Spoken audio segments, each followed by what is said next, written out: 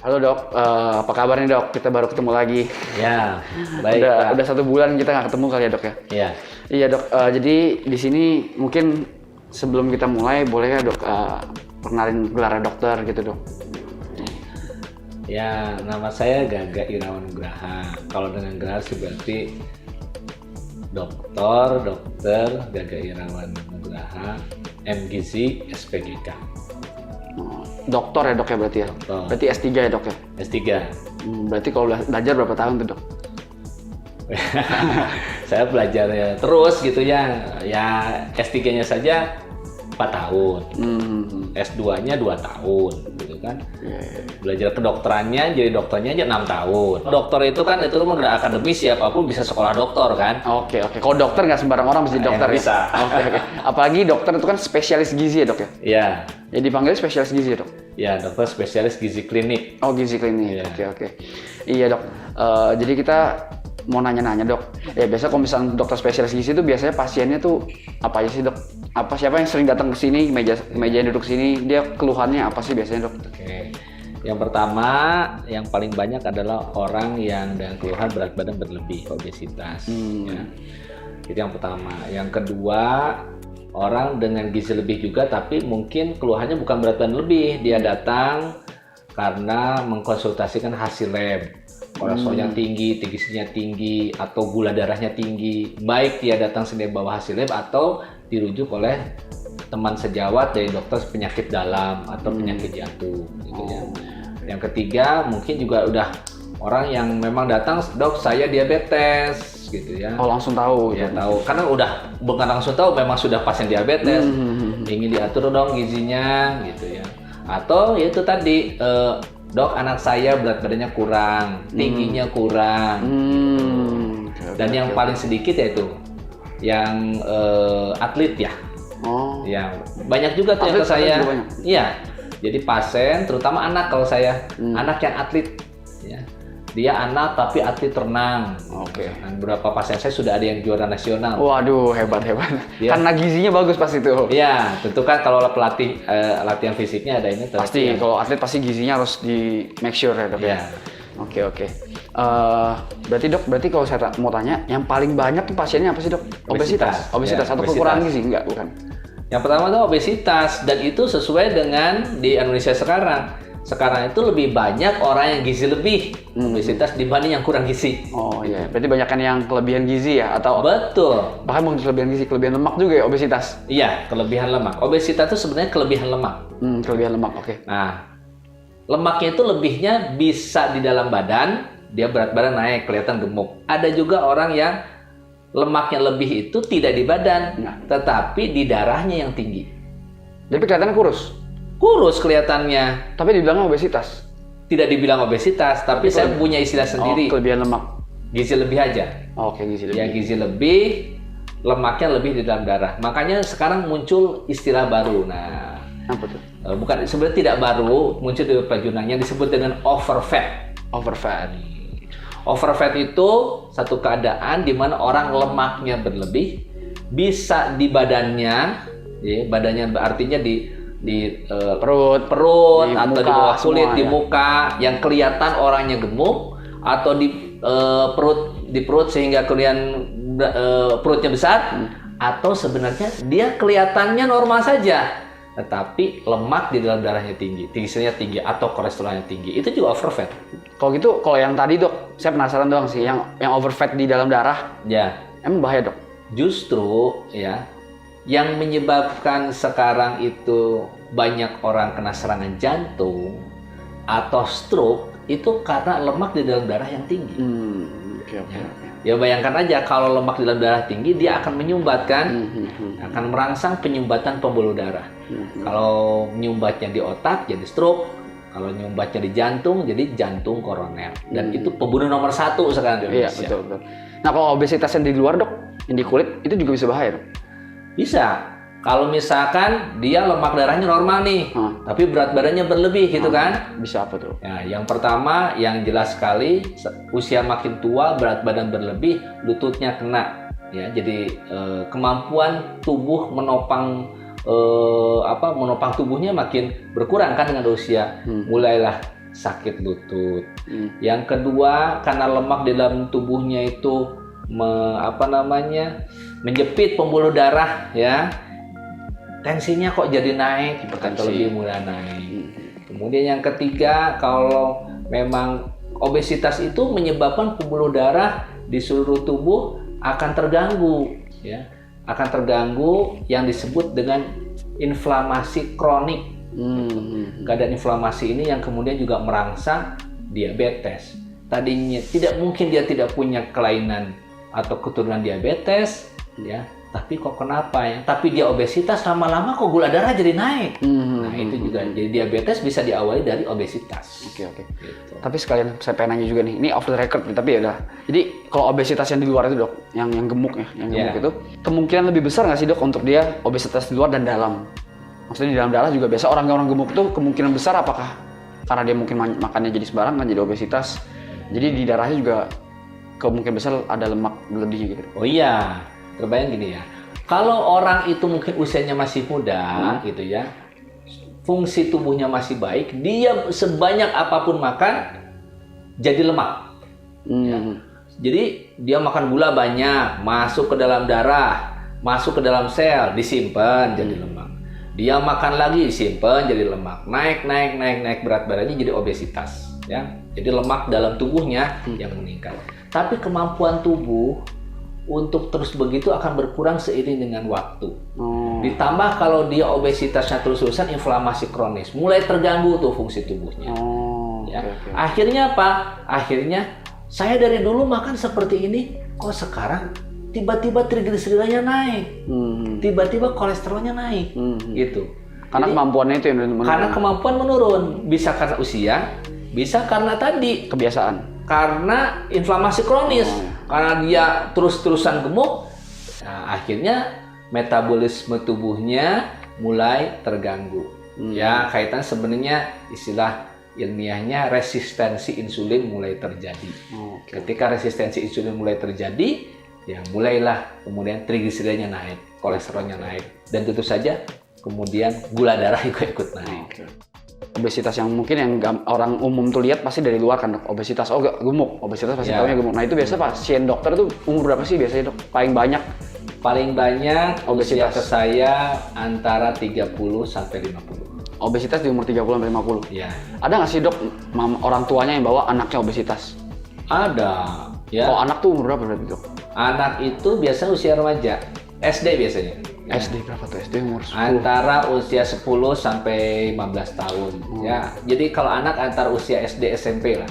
Kenapa bisa obesitas sebenarnya kan? Yang pengetahuan saya, kita punya metabolisme tubuh untuk membakar kalori secara sendiri. Ya. Nah, kenapa bisa obesitas sebenarnya? Kenapa sih kalau dari pengertian seorang dokter itu gimana sih dok?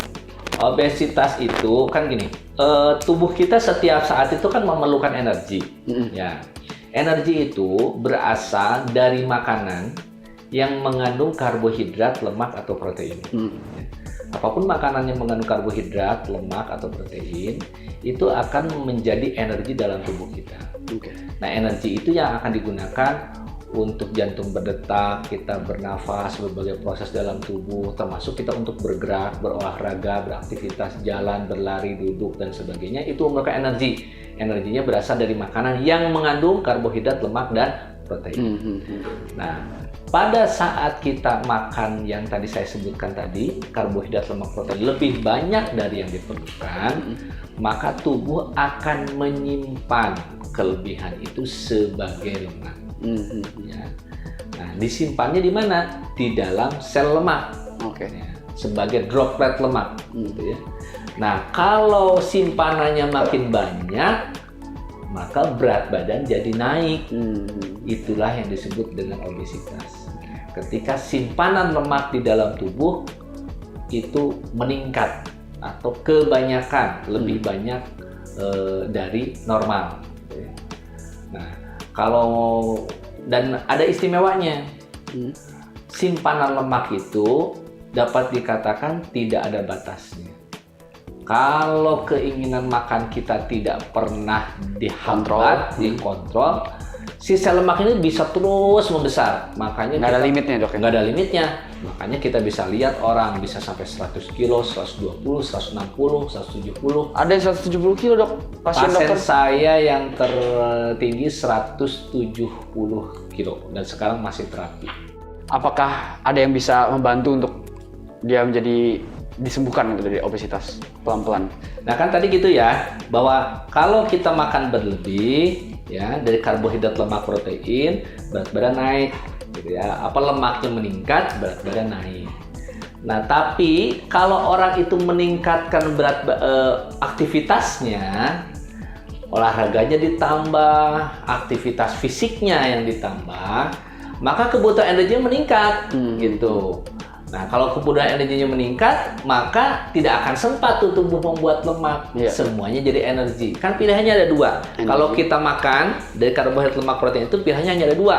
Satu dibakar, dua disimpan. Nah, kapan dibakar? Kalau aktivitas fisik kita tinggi. Kapan disimpan? Kalau aktivitas fisik kurang dan makanannya juga berlebih. Jadi menangani obesitas itu ya dua juga caranya. Yang pertama meningkatkan aktivitas fisik, yang kedua mengurangi asupan makan. Betul. Gitu. Berarti tentang kalori ya, energi ya dok ya? Yeah. Energi yang dimasukkan ke dalam tubuh gitu ya dok ya? Nah kan banyak nih dok, makanan-makanan mungkin bisa dibilang begini nggak sih dok? Yang bikin obesitas itu makanan-makanan yang high kalori. Karena mungkin dia nggak berasa kenyang. Yeah. Contohnya, sorry tuh saya makan donat gitu. Donat segitu tuh energinya 400 kalori. Nah jadi maksudnya apakah bisa dibilang bahwa makanan-makanan yang kebanyakan minyak, kebanyakan tepung, segala macam yang itu kan cenderung lebih tinggi kalori? Ya. Itu bisa menjadi salah satu faktor utama obesitas ya dok ya? Betul ya. Jadi di antara makanan itu kita harus memilih kalau ingin menghambat atau mencegah terjadi obesitas, makanan yang rendah energi sebetulnya, yang nilai kalorinya rendah. Nah, beberapa makanan yang nilai kalorinya tinggi atau energinya tinggi itu ya tadi yang pertama yang mengandung lemak ya atau minyak yang banyak. Yang kedua yang mengandung gula atau karbohidrat yang tinggi. Itu dua hal manis. Itu yang manis, yang crunchy gitu. Yang crunchy, yang manis, yang gurih itu biasanya yang enak-enak sebenarnya yang enak itu energinya tinggi dan itu cepat sekali meningkatkan berat badan. Cepat sekali, berarti kayak misalkan kulit ayam nih dok yang kita deep fried, kita goreng pakai minyak kolam renang tuh, kayak minyaknya udah kayak gitu kita deep fried kayak gitu, ya sudah maksudnya udah menggenang lah, itu deep fried namanya kan dok, itu berarti tinggi sekali ya energi, tinggi kalori banget ya. Tinggi energinya ya, karena kan kalau di ayam ya khususnya di ayam itu memang lemaknya banyak di bawah kulit, jadi yang lemaknya tinggi itu pasti di kulit ayam, apalagi dipakai tepung juga nyerap minyak juga, sudah menyimpan lemak, tepungnya sendiri mudah meningkatkan gula darah, mudah jadi lemak, jadi itu double tuh. Kalau ingin double, ya makannya kayak gitu, cepat naiknya. Jadi memang obesitas tuh ya makan-makanan tinggi kalori seperti itu ya dok ya? Iya. Faktor-faktor utamanya ya dok ya. Nah ya serat itu gimana sih dok? Gimana cara dia bisa membantu mencegah obesitas atau membantu diet lah? Ya serat itu kan tak terbagi dua ya. Serat larut air dan tidak larut air. Saya bahas satu-satu dulu. Serat tidak larut air itu sebetulnya banyak pada sayuran. Ya. Nah fungsinya dia ada water holding. Ya. Dia ngikat air dan sehingga menambah volume. Ya. Menambah volume makanan. Jadi orang akan lebih cepat kenyang. Jadi orang-orang yang suka nafsu makannya berlebih nih, ingin makan dengan porsi besar terus, maka kalau digabung dengan serat tidak larut air ini, dia akan lebih cepat merasa kenyang. Sehingga makannya tidak terlalu banyak, terlalu over.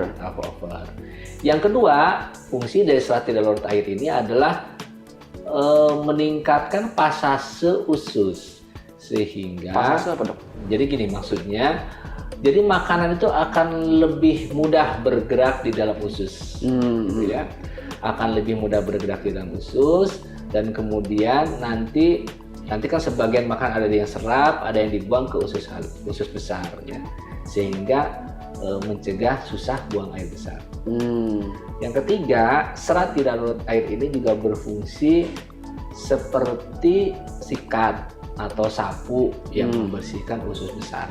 Oh, oke, Nah, oke, jadi dia di usus besar itu akan membersihkan sisa-sisa makanan ataupun racun atau zat-zat kimia yang tidak terserap dalam tubuh dan kemudian masuk ke usus besar. Oh, biasanya menempel di usus besar gitu, Dok? Menempel di usus besar dan sehingga akan mencegah terjadinya kanker usus besar. Oh, kanker usus ya, Dok, ya? Kanker usus besar. Jadi itu bisa jadi racun, Dok? Zat sisa makanan yang Iya. menempel tidak bisa diserap itu bisa jadi racun ya, Dok? Bisa. Jadi setiap kita makan ada beberapa zat yang tidak akan diserap ya. Terutama adalah makanan-makanan yang karena pengolahan jadi agak gosong. Yang warna hitam, Dok, Yang warna bakar-bakaran. hitam Oh, gitu ya. Itu kan namanya molekul heterosiklik. Nah, itu zat-zat itu akan bisa diserap oleh tubuh. Itu akan masuk sampai ke usus besar. Dan itu bersifat karsinogenik ya. Kalau dia nempel kelamaan dengan usus besar, itu merangsang terjadinya kanker. Nah, si serat ini fungsinya membersihkan yang kayak gitu.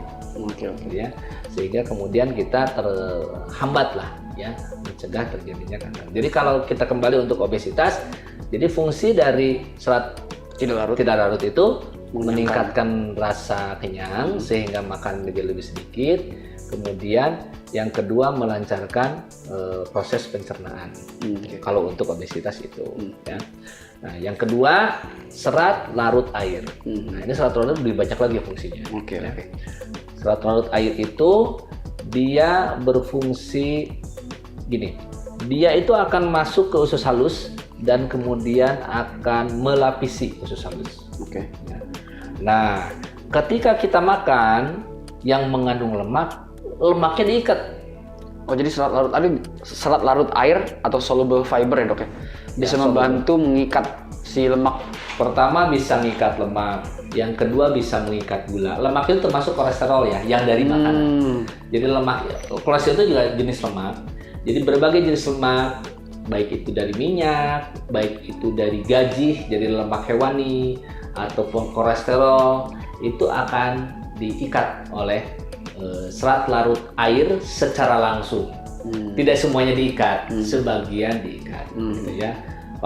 Kalau semuanya diikat nanti malah kurang isi. Kurang isi ya. Yang kedua fungsinya, dia akan mengikat empedu.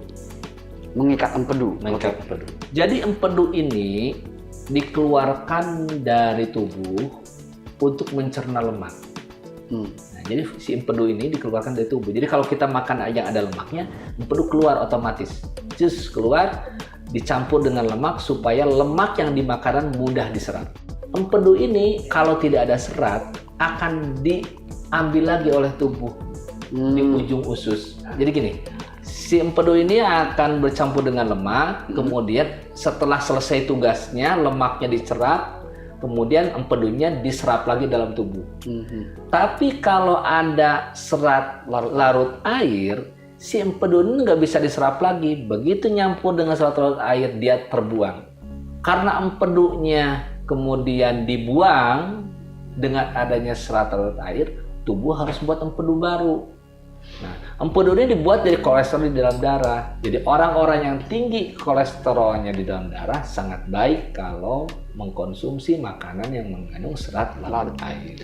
Oke, Dok, berarti ada 2 poin nih, Dok, yang serat larut air itu ya, Dok, ya. Pertama, dia bisa mengikat lemak ya, Dok, ya. Secara langsung ya. Walaupun tidak semua, tidak mungkin membantu lah ya, Dok.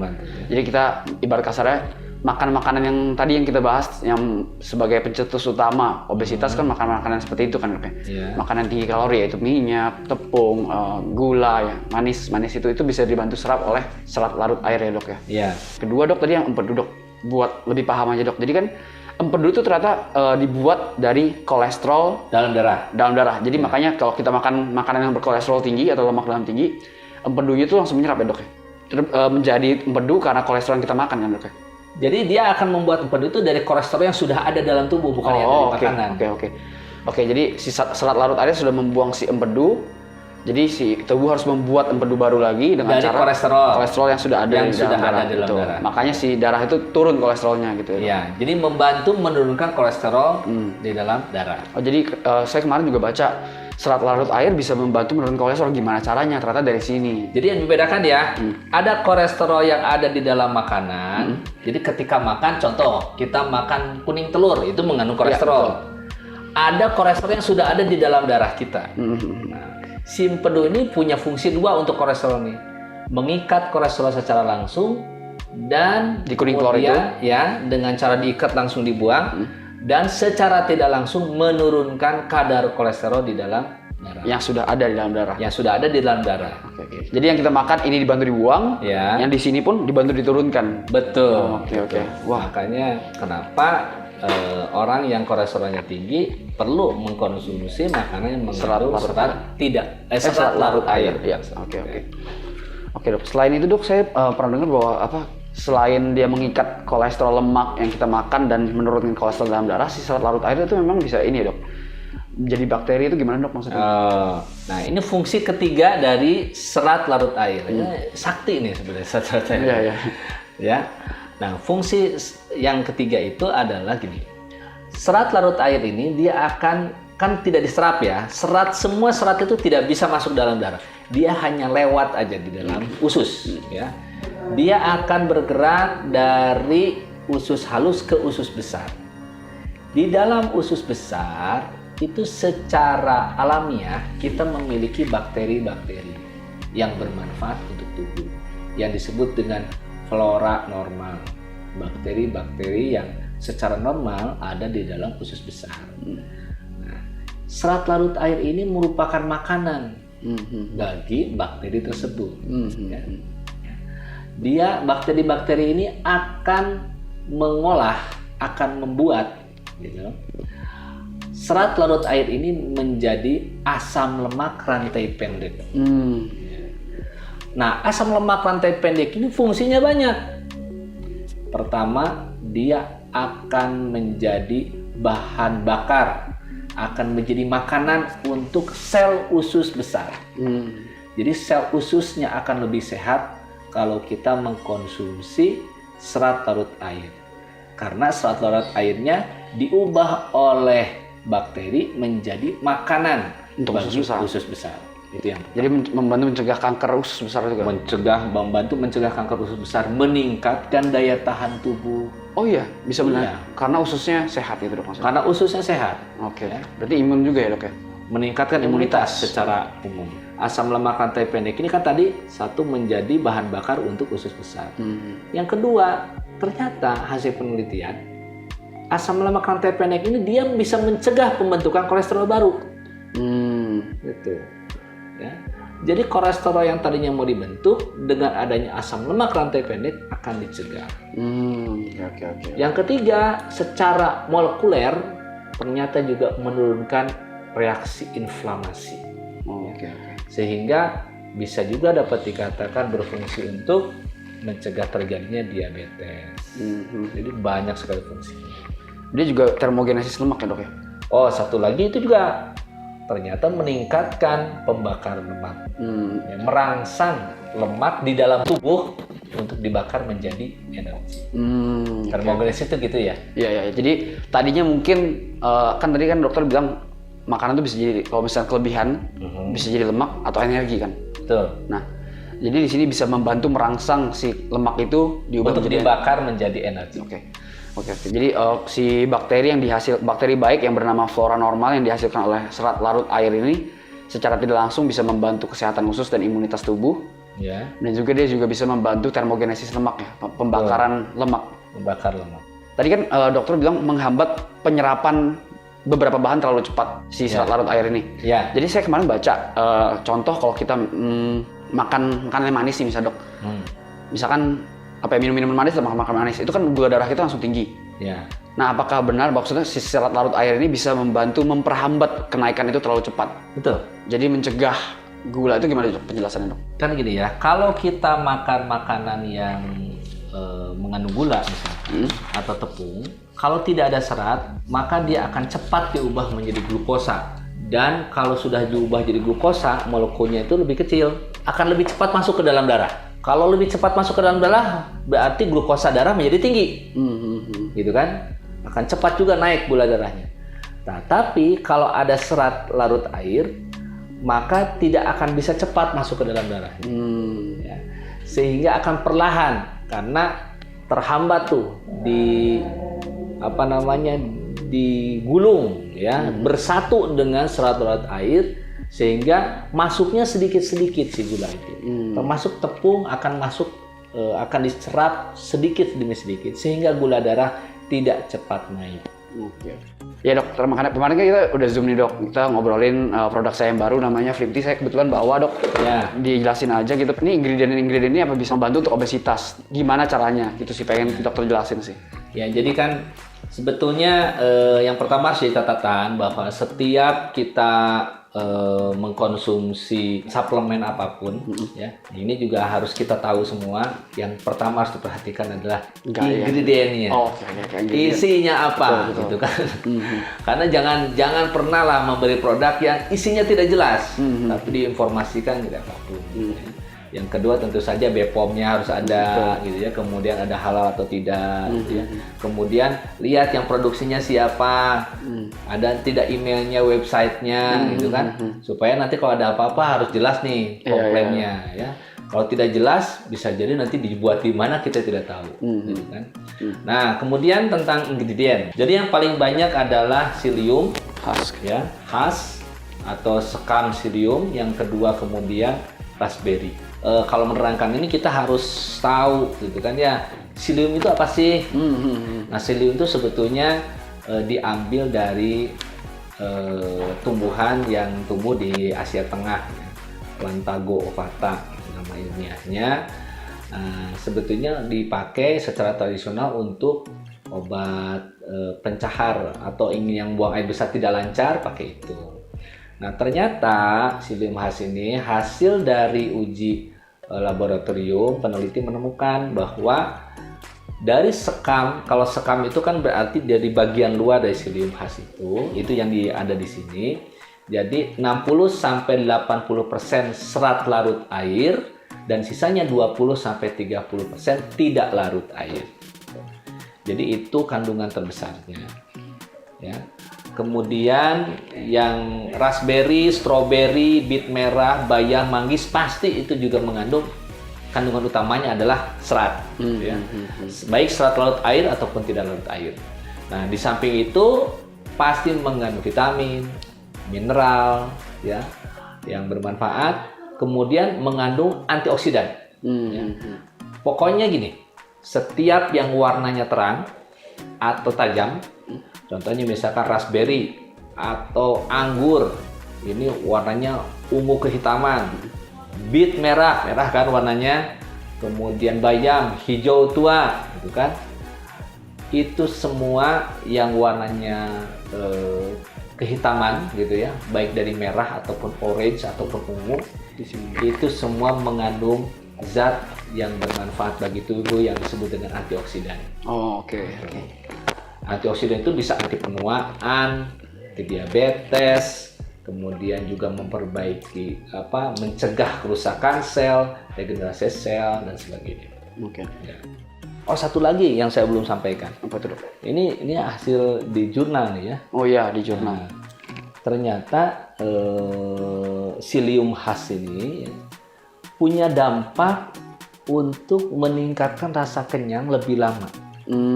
Ya.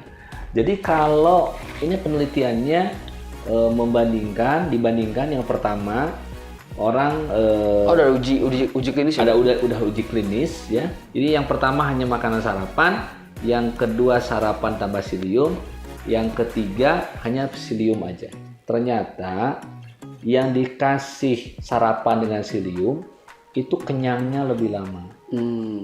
Jadi kalau kan biasa gini ya, kalau orang itu sudah sarapan nih, setelah itu sarapan jam 7, jam 8, jam 9 sudah lapar lagi kan. Dia tambahlah gorengan, ditambah dengan ngemil apapun lah, chips, potato chips dan sebagainya, karena merasa lapar. Nah, kalau ditambah dengan psyllium ini, kenyangnya menjadi lebih lama. Dan yang kelompok yang ketiga kan hanya psyllium saja kan. Nah, dampak dari psyllium ini ya ternyata itu sepertiga dari sarapan. Udah kayak makan ya, Dok ya? Ya, sepertiga dari makan. Ya, sepertiga dari makan. Dari sisi menahan laparnya ya. Ya, ya. Dari sisi rasa kenyangnya. Oke. Tapi tentu saja saya tidak menyarankan sarapan pakai Iya. Psyllium. Ini kan Iya, penelitian iya. aja Buat menunjukkan bahwa Psyllium ini ternyata memberikan dampak, Manfaat, manfaat memperpanjang rasa kenyang. Oke dok, berarti di kandungan dalam Slim Tea ini bisa dibilang yang ada di saya kasih ke dokter itu kandungannya dok, itu memiliki banyak serat ya dok ya, karena di situ ada kandungannya semuanya dari ekstrak buah, ekstrak sayur dan psyllium khas. Jadi kalau dari sisi serat di sini memang yang pertama yang tentu saja yang paling banyak dari psylliumnya ya. Ya. Hampir semuanya serat lah itu isinya. Tetapi ternyata kan ada di sini ada bubuk raspberry, strawberry, bit merah, bayam, manggis, anggur, asam kandis, semuanya mengandung serat juga itu. Oke. Makanya memang kandungan seratnya ini tinggi. Dan serat itu ada yang kalau yang psyllium khas atau sekam psyllium itu dia ada yang serat larut dan ada yang tidak larut ya dok, lengkap ya dok. Dari semua itu pasti ada serat larut dan tidak larutnya. Jadi kita akan bisa mendapatkan semua manfaat dari serat ya. Saya mau nanya dok, berarti kalau misalnya kan tadi kan kita bahas tentang serat larut, ini baru kepikiran nih. Serat larut sama serat tidak larut, mereka kalau digabungkan dok sebenarnya bisa membantu satu sama lain. Kalau saya perincikan, pertama si serat larut air itu dia mengikat si kolesterol dan minyak. Tuh. Lemak berlebihan lah, lemak kolesterol, minyak, manis-manisan. Bahkan dia bisa mengikat yang kolesterol dalam makanan baru sama menurunkan kadar kolesterol yang dalam tubuh yang sudah ada. Ya. Nah dia sudah mengikat itu, lalu dibantu sama si serat tidak larut, mendorong makanan memperlancar BAB kan dok ya? Tuh. Berarti dibuang lewat BAB seperti itu dok. Ya. Nah selain serat dok, di kandungan sini ada, berarti seratnya kan udah dibilang bahwa ini memang gabungan lengkap ya dok, ada serat larut air dan serat tidak larut air. Selain itu ada apa lagi sih dok, kalau misalnya diteliti itu dok dalam? Semua buah-buahan yang ada di sini itu mengandung vitamin, ya, terutama vitamin C. Ya. Vitamin C-nya cukup tinggi. Ya. Yang kedua mineral tentu saja ya, ada mangan, ada zinc, ada seng. Tapi yang menarik sebetulnya yang yang bermanfaat yang bisa kita bahas itu adalah phytochemicalnya. Phytochemical itu bukan zat gizi yang terkandung di dalam buah-buahan yang memberikan manfaat kesehatan. Di antaranya misalkan di sini beta karoten, cyanidin, tanin, quercetin, lycopene yang memberikan manfaat kesehatan yang bermanfaat untuk tubuh ya, karena dia bersifat antioksidan, dia memperlambat proses penuaan supaya kulit tidak cepat keriput gitu ya. Kemudian bersifat anti diabetes, anti kanker, anti penyakit kronis, kemudian merangsang pembentukan sel-sel baru. Nah, kemudian juga ada yang menarik ini dari bit merah. Nah, bit merah itu agak spesifik dia karena ternyata bit merah itu dia mengandung nitrat yang nantinya menjadi nitrit oxide. Nah, dia itu ternyata berfungsi secara baik untuk meregulasi, mengatur tekanan darah, memperlancar aliran darah, sehingga dalam jangka panjang bisa menghambat terjadinya kepikunan, meningkatkan performa dalam olahraga. Ini tidak terdapat nih pada yang lain, gitu ya. Dan satu lagi kandungan yang menarik itu adalah asam kandis. Asam kandis itu mengandung zat yang meningkatkan penyerapan glukosa oleh otot. Jadi berfungsi sebagai anti diabetes yang lebih kuat. Ini saya juga berpikir ini bagus ini yang membuat ingredient pinter. Gabungan dari semua. Jadi makanan ini bisa berfungsi sebagai anti obesitas, berfungsi sebagai anti kolesterol, anti trigliserida, kemudian juga berfungsi anti diabetes, kemudian juga anti penuaan atau memperlambat proses penuaan, mencegah penyakit kronis, mencegah kepikunan, macam-macam. Memperlancar BAB juga dong. Memperlancar buang air besar tentu saja. Jadi kan kalau ingin tidak obesitas memang pola makan harus diatur ya. Slim Tea ini kalau menurut saya itu bisa membantu menjadi bagian dari diet. Karena gini, tubuh kita itu sebetulnya memerlukan serat. Baik serat larut air ataupun tidak larut air yang didapat dari sayuran dan buahan. Ya. Rekomendasi dari para ahli, kita tuh serat harus 20-30 gram sehari. 20-30 gram sehari itu itu bisa 6 porsi sayur dan buah sehari. Kalau saya sih melihat ya, green tea itu bisa menjadi tambahan. Komplementer ya, bukan substitusi, ya bukan menggantikan, tapi tambahan dari diet kita untuk menambah asupan serat. Karena produk ini kan dia sudah mengekstrak tuh seratnya gitu ya, yang dari plantago tadi ya, dari Psyllium psyllium khas dari psyllium ini untuk menambah asupan serat kita. Oke dok, menurut dokter sendiri sebagai dokter spesialis gizi klinik dok, sebenarnya Flim Tea ini bagusnya dikonsumsi untuk siapa dan dosisnya berapa dan minumnya kapan sih dok? Karena memang kita tahu ini bagus untuk mencegah obesitas dan sebagainya yang tadi kita sebutkan. Ya, kalau rekomendasi saya, Flim Tea ini yang pertama untuk yang obesitas. Ya tentu saja harus diet yang betul. Ya. Yang paling penting adalah gaya hidup sebenarnya. Gaya hidup harus diubah. Betul, ya. Sebagai suplementasi dari proses itu, dari diet yang dilakukan, bisa dibantu dengan Flim Tea untuk menambah asupan serat, gitu ya. Yang kedua, orang dengan kelainan lemak di dalam darah, baik kolesterol yang tinggi, trigliseridanya tinggi, ini bagus. Ya. Yang ketiga, untuk membantu mengatur diet juga pada orang yang diabetes, supaya gula darahnya tidak cepat naik. Lemak darahnya juga tidak cepat naik. Kalau biasa diabetes itu macam-macam tuh, bukan hanya gula darahnya tinggi, kolesterolnya ikut tinggi, triglycerida tinggi. Ini bisa membantu juga untuk yang diabetes. Terus yang keempat, orang yang sudah pernah, meskipun sekarang normal, pernah punya penyakit jantung koroner, penyumbatan pembuluh darah jantung, ini juga saya anjurkan. Sama yang ada yang kelima sih dok, sama orang-orang yang selalu suka makan sembarangan. Walaupun dia berasa dia nggak obesitas, tapi kan nggak sehat dalamnya kan, bisa overfat di dalam darah ya dok. Betul, bisa overfat. Dia nggak tahu tapi gitu. Dia tidak tahu. Jadi makanya kalau saya sarankan sih periksa labnya dulu. Iya. Nah, saya juga selalu mempelajari bahwa setiap kali kita keluar kota atau holiday, kita akan timbangan akan naik mendadak. Nah, tapi itu nggak semuanya berat lemak, dok. Saya kira gini, kalau orang ini fenomena biasa. Pasien-pasien saya itu kalau sudah holiday naik. Pasti naik, kita pasti. Dan saya juga tidak bisa membatasi kan. Ya namanya liburan, masa sih dok harus jadwal teratur sesuai ini kan. Boleh kan libur dulu dietnya gitu. Iya, makanya memang pasti dokter juga lah kalau misalnya lagi holiday bisa lah kira 1 kali 2 kali. Kan, dengan keluarga kan belum tentu juga seminggu sekali gitu kan. Nah memang pada saat-saat seperti itu karena pola makannya kacau, makan lebih bebas, disitulah mungkin ini produk ini bisa digunakan. Nah itu biasa konsumsinya bagusnya kapan sih dok? Karena ini kan tentang serat larut air ya, mungkin itu udah mainan dokter sendiri ya, ekspertis dokter untuk menyarankan pasien-pasien obesitasnya dokter. Kalau saya sih menyarankan dan juga ada beberapa literatur juga ya tentang psyllium khas ini, itu mengkonsumsi 2 kali sehari sebelum makan siang dan sebelum makan malam. Sebenarnya kenapa sih dok? Ada teori nggak sih dok? Kenapa sebelum makan gitu dok? Apakah nanti kita biar si Flim Tea atau ingredient di dalam ini udah mempersiapkan makanan yang nggak masuk? Gitu? Betul. Jadi, bener dok? Iya. Jadi si serat ini biarkan dia masuk usus dulu, kemudian melapisi usus dulu, setelah itu baru makan. Jadi biar kita juga nggak lapar, kan membantu mengenyangkan juga kan? Betul. Jadi kita minum ini dulu, jadi makannya nggak terlalu banyak, sama terakhir ya membantu untuk siap-siap makanan yang kotor atau yang kurang bagus. Nah, supaya nanti bisa diikat.